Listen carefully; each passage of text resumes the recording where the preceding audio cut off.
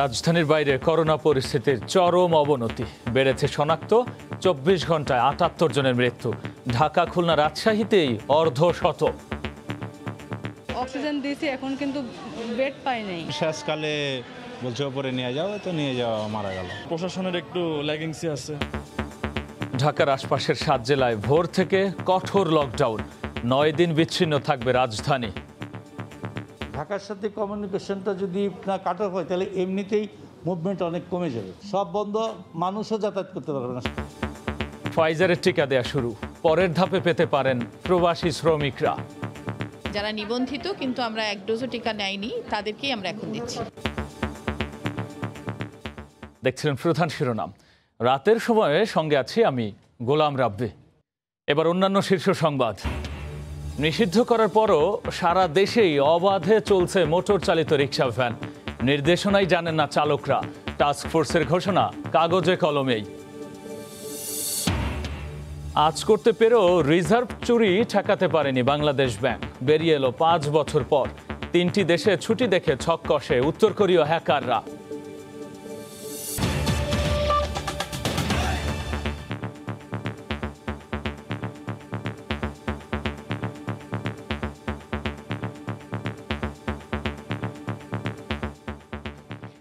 রাজধানীর বাইরে করোনা পরিস্থিতির চরম অবনতি হয়েছে, বেড়েছে শনাক্ত। 24 ঘন্টায় ৪,৫০০-এর বেশি করোনা রোগী শনাক্ত হয়েছে, আর মারা গেছেন আরও ৭৮ জন। এদের মধ্যে ৫২ জনই রাজশাহী, খুলনা ও ঢাকার। সীমান্ত জেলা কুষ্টিয়ার অবস্থাও ভয়াবহ। শয্যা সংকটে হাসপাতালের মেঝেতেই চলছে চিকিৎসা। রিপোর্টার ও জেলা প্রতিনিধিদের পাঠানো তথ্য ও ছবিতে রিপোর্ট। করোনার তৃতীয় ঢেউয়ে দেশে হু হু করে বাড়ছে মৃত্যু ও সংক্রমণ। লাগাম টানতে জেলায় জেলায় লকডাউন দিয়েও সামাল দেয়া যাচ্ছে না পরিস্থিতি। প্রতিদিনই দীর্ঘ হচ্ছে লাশের সারি, তীব্র হচ্ছে অক্সিজেন সংকট, শয্যা না পেয়ে ছোটাছুটি করছেন রোগীরা। ভয়াবহ পরিস্থিতি রাজশাহী বিভাগে। সবশেষ 24 ঘন্টায় 15 জনের মৃত্যু হয়েছে। শনাক্তের হার 24%। রাজশাহী মেডিকেলে 309 শয্যার বিপরীতে চিকিৎসা নিচ্ছেন 4 শতাধিক। এই জায়গায় যদি থাকিতে ভর্তি নেবে না, যদি রাত্রে থাকা লাগে তাহলে করিডোরে থাকা লাগবে। এই জায়গায় বেডের কোনো ব্যবস্থা নেই। ওরা বলতেছে সিট নাই, এখন শেষকালে বলছে ওপরে নিয়ে যাও, তো নিয়ে যাওয়া মারা গেল। এদের কাছে কিন্তু স্বাস্থ্যবিধিটা ওইভাবে দেখানো হচ্ছে যে তাদের যে আত্মীয় স্বজনরা আসতেছে তারাও স্বাস্থ্যবিধি মানে না। খুলনায় হাসপাতালগুলোতে রোগীর চাপ সামলাতে হিমশিম খাচ্ছেন চিকিৎসকরা। মেঝেতেই চিকিৎসা নিতে হচ্ছে অনেককে। কোভিড পরীক্ষায় স্বাস্থ্যবিধি না মানায় সংক্রমণ বাড়ার শঙ্কায় সাধারণ মানুষ। 24 ঘন্টায় খুলনা করোনা ডেডিকেটেড হাসপাতালে করোনা ও উপসর্গ নিয়ে 10 জন মারা গেছেন। বিভাগে শনাক্ত হার 40%। আরও বেশ কিছু জায়গায় যদি টেস্ট করা হইতো তাহলে মনে হয় ভালো হইতো। আমাদের এখানে যেমন প্রশাসনের একটু ল্যাগিংসি আছে। রংপুরে বায়োসেপটিক সমস্যায় কোভিড পরীক্ষা বন্ধ হয়ে যাওয়ায় বিপাকে রোগীরা। বিভাগটিতে 24 ঘন্টায় মারা গেছেন 9 জন। অস্বাভাবিক হারে সংক্রমণ বাড়ছে আরেক সীমান্তবর্তী জেলা কুষ্টিয়াতেও। 24 ঘন্টায় জেলাটিতে 7 জনের মৃত্যু হয়েছে, আক্রান্ত হয়েছেন 83 জন। উচ্চ ঝুঁকিতে আরেক সীমান্তবর্তী জেলা যশোর। একদিনে 646 নমুনায় 305 জনের দেহে করোনা শনাক্ত। মারা গেছেন 4 জন, শনাক্ত হার 47%। আর ঝিনাইদহে নতুন করে 4 জনের মৃত্যু হয়েছে। শুরু থেকেই সংক্রমণের হটস্পট সাতক্ষীরাতে সবশেষ করোনা ও উপসর্গে 4 জন মারা গেছেন। পরিস্থিতি চরমের দিকে চট্টগ্রাম ও তার আশেপাশের জেলাগুলো। লাগাম ছাড়াই বেড়ে চলেছে মৃত্যু ও সংক্রমণের হার। সবশেষ 24 ঘন্টায় বিভাগটিতে 11 জন মারা গেছেন। লাবিব হাসান, সময় সংবাদ। করোনা পরিস্থিতি নিয়ে আলোচনা করতে স্টুডিওতে আমাদের সঙ্গে যুক্ত হয়েছেন সহকর্মী রাশেদ বাপ্পি। যাচ্ছি বাপ্পির কাছে। বাপ্পি প্রতিদিনই চরম আকার ধারণ করছে, সাধারণত আমরা এটি বলি এবং আসলে ঘটনাও তাই। কিন্তু এবার যেটা সংক্রমণ এবং মৃত্যুহার, আপনার দৃষ্টিতে বা রিপোর্ট কি বলছে, বা আমরা যে পরিস্থিতি দেখছি কোন দিকে আসলে মোড় নিচ্ছে? রাব্বি, পরিস্থিতি প্রতিদিনই কিন্তু পাল্টাচ্ছে। আমরা যেমনটা দেখেছিলাম করোনা সংক্রমণ যখন শুরু হয় তখন একটা পর্যায়ে গিয়ে সংক্রমণ যখন বাড়ে, একটা পর্যায়ে আবার সংক্রমণ কমে গিয়েছিল। এবং ঠিক তখন আমরা দেখেছিলাম যে ঢাকা থেকে যাতে বাইরে করোনা সংক্রমণ না যেতে পারে সেরকম একটা চেষ্টা ছিল। ঠিক এই মুহূর্তে এসে কিন্তু পরিস্থিতি পুরোপুরি পাল্টে গেছে। এখন কিন্তু বলা হচ্ছে যাতে ভারতীয় যে ডেল্টা ভ্যারিয়েন্ট সেটি যাতে ঢাকামুখী হতে না পারে অথবা সর্বত্র যাতে ছড়াতে না পারে সেই ব্যবস্থাপনা আমরা দেখছি। অর্থাৎ প্রতিনিয়তই কিন্তু রূপ পাল্টাচ্ছে। আমরা যদি একটু দেখি যে আজকের হিসেব, আজকে কিন্তু মারাই গিয়েছেন ৭৮ জন। একই সঙ্গে আমরা দেখতে পাচ্ছি শনাক্তের হার প্রায় কিন্তু 19-এর কাছাকাছি, 20-এর কাছাকাছি, 19.27। এবং আমরা যদি বিভাগ ভিত্তিক মৃতের সংখ্যা দেখি গত 24 ঘন্টায়, সেখানে দেখা যাচ্ছে ঢাকায় 23 জন মারা গিয়েছে, চট্টগ্রামে 11 জন, রাজশাহীতে 15 জন, খুলনায় 14, বরিশালে 3, সিলেটে 2, রংপুরে 9 এবং ময়মনসিংহে 1 জন, অর্থাৎ ৭৮ জন। যদি আমরা দেখতে পাচ্ছি ঢাকা, খুলনা এবং রাজশাহীতেই কিন্তু অর্ধশতাধিক মৃত্যুর সংখ্যা। যদিও একটু জানিয়ে রাখি যে গতকাল কিন্তু খুলনার পরিস্থিতি অনেকটাই ভয়াবহ ছিল, গতকাল মারা গিয়েছিলেন 32 জন, সেখানে কিন্তু আজ আমরা কিছুটা কম দেখতে পাচ্ছি। অর্থাৎ আপনি বুঝতেই পারছেন যে পরিস্থিতি কিন্তু প্রতিনিয়তই চেঞ্জ হচ্ছে। এবং আমরা যদি একটু গত কয়েক মাসের হিসেব দেখি, মানে এই বছরের শুরুর দিকটা যদি আমরা দেখি, এই বছরের জানুয়ারি মাসে আমরা দেখেছিলাম যে আক্রান্ত হয়েছিলেন 21,000, করোনা শনাক্ত হয়েছিলেন পুরো জানুয়ারি মাস জুড়ে 21,000, পরবর্তীতে মাসগুলোতে কিছুটা কমেছিল এবং এপ্রিলে এসে এই সংখ্যা কিন্তু 1 লাখের বেশি ছাড়িয়ে যায়। অর্থাৎ এপ্রিলে যে উদ্বেগ সৃষ্টি হয়েছিল সেই উদ্বেগ কিন্তু আমরা আবার দেখতে পাচ্ছি। আমরা যদি দেখি আজকের দিন পর্যন্ত, অর্থাৎ 21শে জুন পর্যন্ত প্রায় 52,000, অর্থাৎ 52,000, অর্ধ লক্ষর ছাড়িয়ে গেছে। রাব্বি, সেক্ষেত্রে কিন্তু আমরা বলতে পারি এই যে করোনা, এটা নিয়ে কিন্তু আসলে আমাদের ঢিলেঢালা ভাবের কোনো কারণ নেই। অর্থাৎ সময় গড়াচ্ছে, করোনা কিন্তু তার প্রতিনিয়ত তার প্রেক্ষাপট পরিবর্তন করছে। এবং নর্মালি যেই দেশগুলো স্বাস্থ্য সচেতনতার দিকে যায়নি, চরম আকার ধারণ করছে, সেটাই কিন্তু স্বভাবত যেটা হওয়ার কথা সেটাই ঘটছে। যে দেশগুলো একটু নমনীয় থাকবে বা যারা ব্যক্তি হিসেবেও যদি নমনীয় কেউ থাকেন, সেক্ষেত্রে তার পরিণতি কিন্তু ভোগ করতেই হবে। যদিও আপনাকে একটু জানিয়ে রাখি রাব্বি, আমরা যেমনটা ধারণা করছিলাম, এমন পরিস্থিতি এসে হয়তো লকডাউনের একটা কিছু সিদ্ধান্ত নেওয়া হবে, সেটি কিন্তু আমরা দেখেছি। আজ আমরা দেখেছি মন্ত্রী পরিষদ সচিব খন্দকার আনোয়ারুল ইসলাম, তিনি কিন্তু ঘোষণা করেছেন ঢাকার যে পার্শ্ববর্তী 7টি জেলা রয়েছে, গাজীপুর, নারায়ণগঞ্জ, মানিকগঞ্জ, রাজবাড়ী, গোপালগঞ্জ, মাদারীপুর, মুন্সিগঞ্জ, এই 7টি জেলায় কিন্তু লকডাউন ঘোষণা করা হয়েছে, যেটি আগামীকাল সকাল 6টা থেকে কার্যকর হবে এবং 22 জুন মধ্যরাত পর্যন্ত চলবে। এই সংক্রান্ত একটি প্রতিবেদন রয়েছে আমার হাতে, প্রতিবেদনটি দেখে নিতে চাই।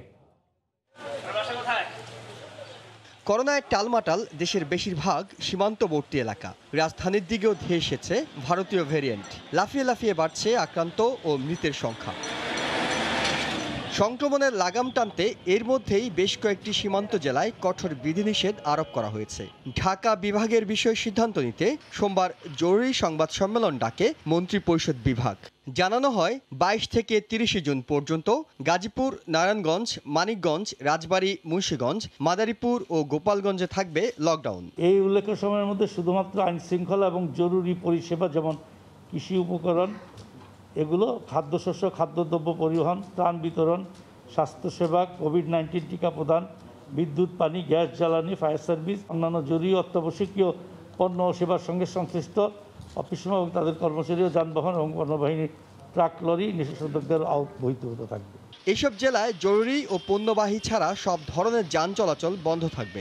দূরপাল্লার যানও এর আওতায় থাকায় ঢাকার সঙ্গে যোগাযোগ কমে যাবে বলে জানান মন্ত্রিপরিষদ সচিব। ঢাকাকে নিরাপদ শুধু না, ঢাকার সাথে কমিউনিকেশনটা যদি না কাটা হয় তাহলে এমনিতেই মুভমেন্ট অনেক কমে যাবে। ঢাকার সাথে মুভমেন্টটা বন্ধ হলে এমনিতেই স্বাভাবিকভাবে মানুষের মুভমেন্ট একটু সব বন্ধ, মানুষও যাতায়াত করতে পারবে না। নতুন ঘোষণায় অন্তর্ভুক্ত জেলাগুলোতে লকডাউন কার্যকর হবে মঙ্গলবার ভোর 6টা থেকে।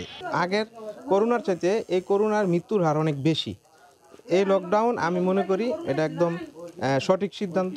দিন আনে দিন খায় যারা, তাদের কিন্তু অনেক বেশি সমস্যা হয়ে যাবে, কাজ কাম করতে পারবে না। যদি লকডাউন দেওয়ার পরেও যদি সাধারণ মানুষ বাইরে চলাফেরা করে, যানবাহন যদি চলাফেরা করে, তাহলে তো সংক্রমণ নিয়ন্ত্রণে আসবে না। এছাড়া যে কোনো জেলায় স্থানীয় প্রশাসন চাইলে লকডাউন দিতে পারবে। এহসান জুয়েল, সময় সংবাদ, ঢাকা। রাব্বি, প্রতিবেদনটি দেখলেন? হ্যাঁ বাপ্পি, আমরা এহসান জুয়েলের রিপোর্টটা দেখছিলাম, সেখানে কিন্তু বলা হচ্ছে এবং আপনিও বলছিলেন যে আসলে মন্ত্রী পরিষদ সচিব জানিয়েছিলেন যে লকডাউন 7 জেলা থেকে হচ্ছে ঢাকা থেকে বিচ্ছিন্ন করা হচ্ছে, কিন্তু এই লকডাউন আসলে গতানুগতিক লকডাউন কতটা কঠোর হচ্ছে এবং এই লকডাউনে আসলে কি কি বন্ধ বা কি শিথিলতা থাকছে? রাব্বি, গতানুগতিক শব্দটি যেহেতু ব্যবহার করেছেন, আমরা এর আগেও দেখেছি নানা ধরনের নির্দেশনা, সরকারি নির্দেশনায় কিন্তু কখনো কোনো আমরা কমতি দেখিনি। এবং এই নির্দেশনার ক্ষেত্রে যেমনটা বলা হচ্ছে যে এই যে 7টি জেলা, এই 7টি জেলা কার্যত এক প্রকার বিচ্ছিন্ন অবস্থায় চলে যাচ্ছে আমরা ধারণা করছি। কেননা বলা হচ্ছে যে এসব জেলায় মালবাহী ও জরুরি পণ্যবাহী যেসব যানবাহন আছে এছাড়া কোনো যানবাহন চলাচল করবে না। সেক্ষেত্রে কিন্তু আমরা ধারণা করছি যে এই জেলাগুলো থেকে যদি করা হয় দূরপাল্লার বাস চলাচলের ক্ষেত্রে হয়তো সেটা কিন্তু চলতে পারবে না এখন পর্যন্ত আমরা মনে করছি, কিন্তু আগামীকাল সকালে কি ব্যবস্থা নেওয়া হয় সেটা কিন্তু দেখার বিষয়। এবং ট্রেনের ক্ষেত্রে বলা হচ্ছে যে ওই সব জায়গায় ট্রেন থামবে না। ট্রেনের ক্ষেত্রে কিন্তু বলা হচ্ছে ওই সব জেলাগুলোতে ট্রেন থামবে না, ট্রেন চলে যাবে না থেমে, অর্থাৎ ওই স্টেশনগুলো কিন্তু বন্ধ থাকবে। আরেকটু বলতে চাই, এই যে গাজীপুর, নারায়ণগঞ্জ, মানিকগঞ্জ, রাজবাড়ী, গোপালগঞ্জ, মাদারীপুর এবং মুন্সিগঞ্জ, এখানে যদি আমরা দেখি মানিকগঞ্জ এবং মুন্সিগঞ্জে এই দুটো জায়গায় কিন্তু বড় দুটি ঘাট রয়েছে নদী পারাপারের জন্য, একটি পাটুরিয়ায় আর একটি হচ্ছে আমরা যেটা দেখছি মাওয়ায়। এই ঘাটও কিন্তু কার্যত বন্ধ হয়ে যাচ্ছে, শুধুমাত্র পণ্যবাহী যানবাহনগুলো পারাপার করা হবে। সেক্ষেত্রে বলাই যাচ্ছে যে এক ধরনের বড় ধরনের সিদ্ধান্তের দিকে সরকার এগিয়েছে, যেমনটা কিন্তু আমরা ধারণা করছিলাম এমন কিছু একটা হয়তো আসবে। একই সঙ্গে যদি লঞ্চ চলাচলের কথা বলি, সেক্ষেত্রেও কিন্তু এই যে জেলাগুলো রয়েছে 7টি জেলা, এই 7টি জেলা থেকে কিন্তু কোনো ধরনের লঞ্চ চলাচল করবে না। তবে যেসব লঞ্চ এই জেলাগুলো পার হয়ে যেতে হয় সেই লঞ্চগুলো কিন্তু ট্রেনের মতোই এইসব জেলাতে থামবে না। অর্থাৎ ব্যবস্থাপনার দিক থেকে কিন্তু সরকারের কোনো কমতি আমরা দেখতে পাচ্ছি না। এখন দেখার বিষয়টি কতটুকু কার্যকর হয়। রাব্বি, হ্যাঁ, আমরা এই কথাটি নিয়ে কিন্তু কয়েকদিন ধরে বলছিলাম যে আসলে কি হবে ঢাকার ক্ষেত্রে, কারণ সীমান্ত জেলার যে করোনা পরিস্থিতি সেটা কিন্তু রাজধানীতেও, এবং আপনার কাছে হয়তো এরকম একটি তথ্য আমরা কয়েকদিন আগে দিয়েছিলাম এবং আপনিও হয়তো এটি নিয়ে বিশ্লেষণ করবেন যে 68%। রাব্বি, কেন এই পরিস্থিতি বা এরকম একটা সিদ্ধান্ত সরকার নিল সেটা বলতে গেলে আমাদেরকে যে বিষয়টা বলতে হবে যে গত 25 মে থেকে 7 জুন পর্যন্ত ঢাকায় একটি কিন্তু আইসিডিডিআরবি একটি পরীক্ষা বা একটি গবেষণা বলা যেতে পারে, যেখানে 60 জন রোগীর দেহ থেকে স্যাম্পল নেওয়া হয়েছিল। সেই স্যাম্পলে আমরা দেখতে পাচ্ছি যে ভারতীয় ডেল্টা ভ্যারিয়েন্ট শনাক্ত হয়েছে 68% দেহে, এবং দক্ষিণ আফ্রিকার বিটা ভ্যারিয়েন্ট কিন্তু 22% দেহে পাওয়া গেছে। এর পরবর্তীতে আমরা যখন জনস্বাস্থ্য বিশেষজ্ঞদের সঙ্গে কথা বলছিলাম তখনই কিন্তু তারা বলছিলেন যে এই মুহূর্তেই কিন্তু লকডাউন বিষয়ে বা একটা সিদ্ধান্ত হয়তো আসা উচিত, সেটি কিন্তু আমরা দেখছি। এবং একটু জানিয়ে রাখি, এই যে ডেল্টা ভ্যারিয়েন্ট, এই ডেল্টা ভ্যারিয়েন্ট বাংলাদেশে কিন্তু 8ই মে প্রথম শনাক্ত হয়, এবং আন্তর্জাতিক গবেষণা বলছে এই ভ্যারিয়েন্টের সংক্রমণশীলতা কিন্তু 2.5% বেশি, এবং বলা হচ্ছে যে একজন ডেল্টা আক্রান্ত রোগী কমপক্ষে 3 জনকে সংক্রমিত করতে পারে, অর্থাৎ এর ভয়াবহতা কিন্তু অনেক বেশি। এ কারণেই আমরা দেখতে পাচ্ছি এরকম একটা সিদ্ধান্ত এসেছে, এবং এই যখন পরিস্থিতি দেশে, তখন আমরা দেখতে পাচ্ছি যে একটি আশার আলো। সেই আশার আলোর ক্ষেত্রে আমরা দেখছি যে ফাইজার বায়োএনটেকের টিকা প্রয়োগ শুরু হয়েছে। প্রথম দিনে 3টি কেন্দ্রে প্রায় 360 জনকে টিকা দেওয়া হয়, এবং পর্যবেক্ষণ করা হবে যাদেরকে টিকা দেওয়া হয়েছে 7 থেকে 10 দিন পর্যন্ত। পরবর্তীতে আবার এই টিকা প্রয়োগের কার্যক্রম শুরু হবে। এই সংক্রান্ত একটি প্রতিবেদন রয়েছে, রিপোর্টার রাশেদ লিমনের, সেটি দেখে নিতে চাই। -70 ডিগ্রি তাপমাত্রায় সংরক্ষণ করা হয় এমন কোনো টিকার প্রয়োগ দেশে এবারই প্রথম। বিশেষ ফ্রিজার থেকে বের করে 2 থেকে 8 ডিগ্রি তাপমাত্রায় রাখা যাবে 31 দিন পর্যন্ত। পরে প্রয়োগের সময় ডাইলাইটেড মিশিয়ে তা প্রয়োগের উপযোগী করা হয়। এ অবস্থায় 6 ঘন্টার মধ্যে তা প্রয়োগ করতে হবে। আগে রেজিস্ট্রেশন করেছিলাম, তখন ডেটটা মিস করেছিলাম, দেওয়া হয়নি। নতুন ভ্যাকসিন নিতেছি, হয়তো শারীরিক কোনো সমস্যা দেখা দিতে পারে। আল্লাহর মধ্যে ভালো, কোনো টেরই পাইনি। আগে রেজিস্ট্রেশন করেছেন এমন ব্যক্তিদের মাঝ থেকে 120 জন বাছাই করে তাদের SMS দেয়া হয় টিকার জন্য। অ্যাস্ট্রাজেনেকা সেটাও যে টেম্পারেচার ছিল এটাও সেই টেম্পারেচারেই দেওয়া হচ্ছে, কারণ হলো যে 15 মিনিট আমরা বার করে এখানে রাখি টেম্পারেচারটা, এই রুম টেম্পারেচারটা কিন্তু 15 থেকে 25 এর মধ্যে রাখা যায়, এবং 6 ঘন্টার মধ্যে এই ইনজেকশনটা প্রয়োগ করতে হবে 6 জনের মধ্যে। তবে এই 3 কেন্দ্র থেকে টিকা নেয়া 360 জনকে আরও সপ্তাহখানেক পর্যবেক্ষণ শেষে এই টিকা পরবর্তী প্রয়োগের রোডম্যাপ তৈরি করা হবে বলে জানিয়েছে স্বাস্থ্য অধিদপ্তর। আমরা তো 7 থেকে 10 দিন অপেক্ষা করব, তার মধ্যে আমরা এই পরিকল্পনা নীতিমালাটা চূড়ান্ত করব। কিন্তু এখন পর্যন্ত যে নীতিমালা আমরা তৈরি করা এখন পর্যন্ত ফাইজারের জন্য যারা নিবন্ধিত কিন্তু আমরা 1 ডোজও টিকা নেয়নি তাদেরকেই আমরা এখন দিচ্ছি। এছাড়া অক্সফোর্ডের 2য় ডোজের অপেক্ষায় থাকা টিকার ব্যাপারে এখনও কোনো সুখবর না মিললেও আশাবাদী অধিদপ্তর। আর চীনের টিকা চুক্তিমাফিক আসবে বলেও জানিয়েছেন তারা। রাশেদ লিমন, সময় সংবাদ, ঢাকা। রাব্বি, এই প্রতিবেদনটি আপনি দেখলেন? হ্যাঁ, আমরা দেখলাম যে আসলে ফাইজার এবং বায়োএনটেকের টিকা প্রয়োগ তার চেয়েও আমি মনে করি যেটি উল্লেখযোগ্য সেটি হচ্ছে যে টিকার প্রয়োগ বা টিকা কারা পাবেন। একটা পর্যায়ে কিন্তু যারা টিকা নিবন্ধন করেছিলেন তারা কিন্তু হতাশ ছিলেন যে আর পাবো কিনা বা কবে পাবো। সেক্ষেত্রে কিন্তু তাদের অগ্রাধিকার দেওয়া হচ্ছে এবং এরপরে প্রবাসীরা পাবেন। এখনও কিন্তু টিকা নিয়ে মানুষের হতাশা কাটেনি। আপনি জানেন যত সংখ্যক মানুষ নিবন্ধন করেছেন সেই সংখ্যক টিকা কিন্তু এখন আমাদের হাতে মজুদ নেই, এবং একই সঙ্গে অনেকেই নিবন্ধনের জন্য কিন্তু চেষ্টা করছেন, অনেকেই জানতে চাচ্ছেন যে কবে নতুন টিকা আসবে, কবে প্রয়োগ শুরু হবে আবার নতুন করে।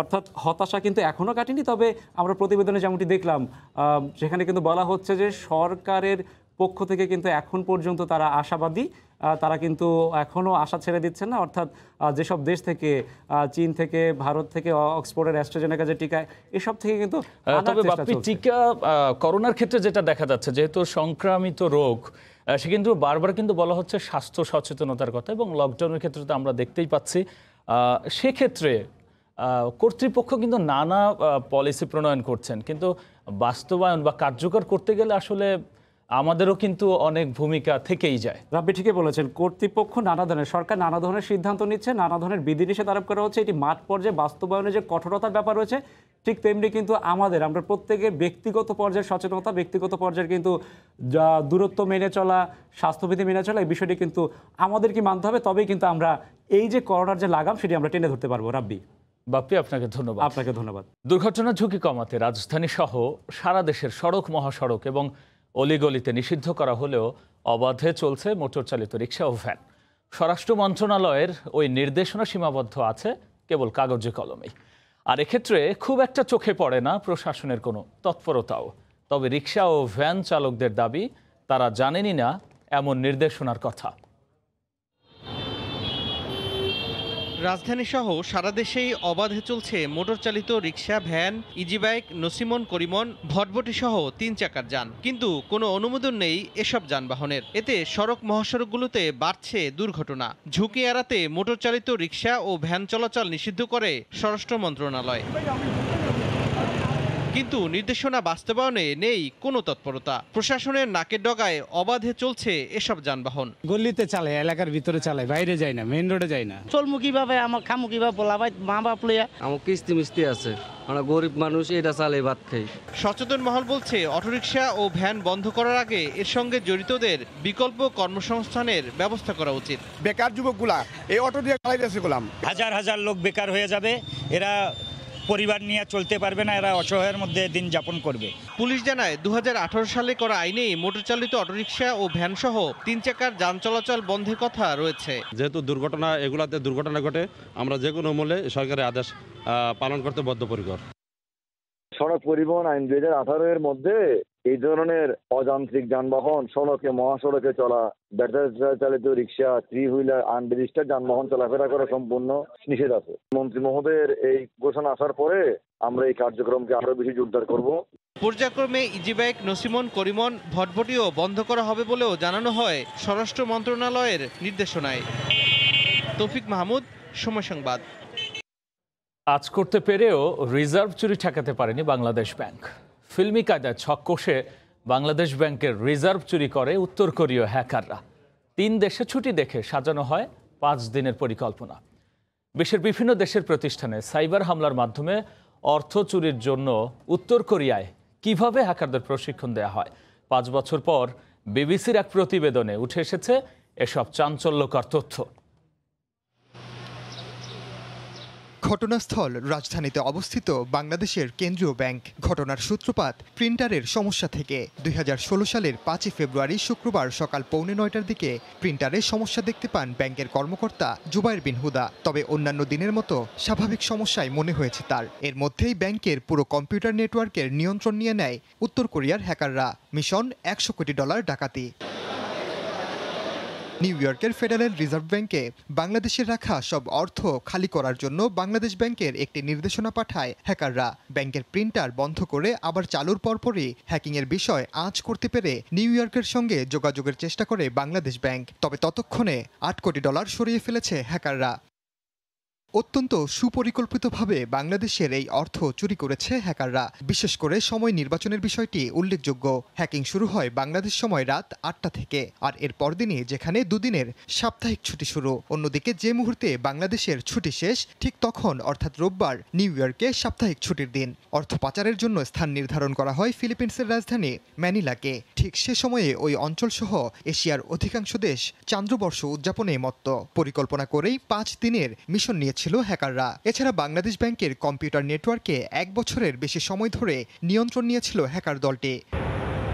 বাংলাদেশ ব্যাংক সহ বিভিন্ন প্রতিষ্ঠানের প্রায় $130 কোটি চুরির সঙ্গে জড়িত উত্তর কোরিয়ার দলটির নাম লেজারেস গ্রুপ। মার্কিন গোয়েন্দা সংস্থা FBI এরই মধ্যে জড়িত এক হ্যাকারের নাম ও ছবি প্রকাশ করেছে। তার নাম পার্ক জিন হিউক। পার্ক জিন হিউকের পাশাপাশি আরও 2 জন উত্তর কোরীয় নাগরিক জন চেং হিউক ও কিম ইল এই ডাকাতির সঙ্গে জড়িত। মার্কিন আদালতেও তারা অভিযুক্ত হয়েছেন। এতে বলা হয় দীর্ঘদিন ধরে উত্তর কোরিয়ার সামরিক গোয়েন্দা শাখার হয়ে কাজ করছেন তারা। সরকারের মদদে বেশ বড় বড় হ্যাকিংয়ে অংশ নেন তারা। 2015 থেকে 2019 সালে এই দলটি ভিয়েতনাম, বাংলাদেশ, তাইওয়ান, মেক্সিকো, মাল্টা ও আফ্রিকা থেকে হ্যাকিংয়ের মাধ্যমে $130 কোটি আত্মসাৎ করেন। ওমর ইনান, সময় সংবাদ। বাংলাদেশ থেকে ভারত, দুবাই ও মালয়েশিয়ায় নারী পাচারের মূল হোতা নদী ওরফে ইতিকে নড়াইল থেকে গ্রেফতার করেছে পুলিশ। এ সময় আরও 6 জনকে গ্রেফতার করা হয়।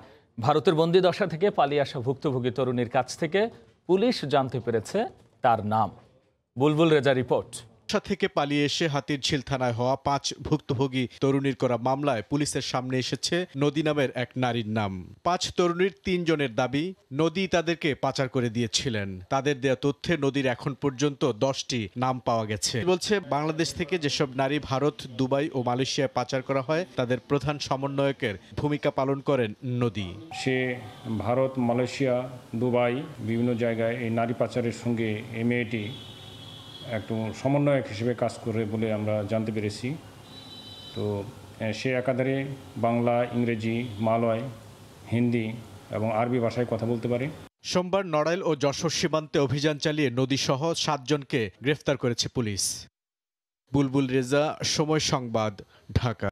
এবার দেশের বাইরের খবর। মহামারী করোনার পাশাপাশি প্রাণঘাতী ব্ল্যাক ফাঙ্গাসের বিরুদ্ধে লড়ছে ভারত। এরই মধ্যে ব্ল্যাক ফাঙ্গাসে দেশটিতে 2000-এর বেশি মানুষ মারা গেছে।